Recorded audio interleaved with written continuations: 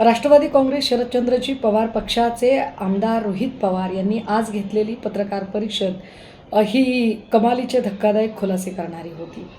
या पत्रकार परिषदेमधून त्यांनी जे प्रश्न उपस्थित केले हे महाराष्ट्राच्या मनातले प्रश्न आहेत आणि महाराष्ट्राच्या मनातली ही शंका आहे की दादांचा घातपात झाला का।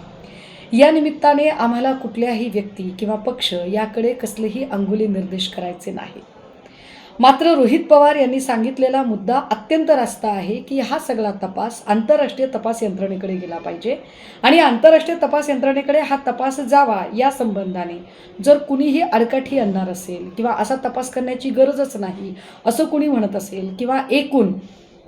ही सगळी चर्चाच उडवून लावायचा जर कुणी प्रयत्न करत असेल तर निश्चितपणे मग मात्र असे म्हणणाऱ्या व्यक्ती, संस्था, पक्ष किंवा संघटना या कुणावरही आणि त्यांच्या हेतूवर शंका घ्यायला पुरेसा वाव असेल हे कृपया संबंधितांनी समजून घेतले पाहिजे।